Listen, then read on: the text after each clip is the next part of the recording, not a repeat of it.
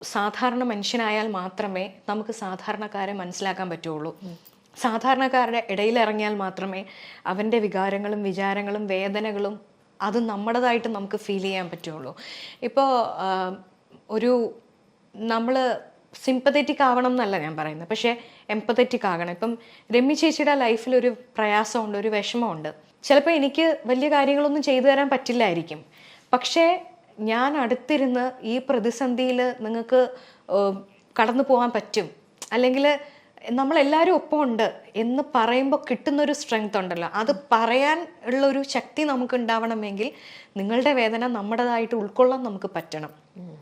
എന്ന് ഞാൻ പലപ്പോഴും വിചാരിക്കാറുണ്ട്, എൻ്റെ ലൈഫിൽ ഈ കടന്നു വന്നിട്ടുള്ള പ്രതിസന്ധികൾ എന്നെ മോൾഡ് ചെയ്തെടുത്തിട്ടുണ്ട്, കുറച്ചുകൂടി നല്ലൊരു മനുഷ്യനായിട്ട് തന്നെ മോൾഡ് ചെയ്തെടുത്തിട്ടുണ്ട്. ആ മോൾഡ് ചെയ്തെടുക്കുന്നതിനിടയിൽ ചിലപ്പോൾ ഞാൻ വീണുപോയ സിറ്റുവേഷൻസ് ഉണ്ടാവാം, പക്ഷേ എണീറ്റ് നിന്ന് അതിനെ അതിജീവിക്കാം എന്നുള്ളൊരു ധൈര്യം എനിക്കുണ്ടാകുന്നത് ചുറ്റുമുള്ള ലോകത്ത് നോക്കുമ്പോഴാണ്. കാരണം എൻ്റെ വിഷമം ഒന്നുമല്ല, എന്നെക്കാളും എത്രയോ വിഷമങ്ങൾ അനുഭവിക്കുന്ന എത്രയോ പേരുണ്ട്. അവർക്ക് കൂടി ധൈര്യം പകരാൻ എൻ്റെ ചെറിയ അനുഭവങ്ങൾ എന്നെ പ്രാപ്തയാക്കണം എന്നുള്ളതാണ് ഞാൻ വിശ്വസിക്കുന്നത്.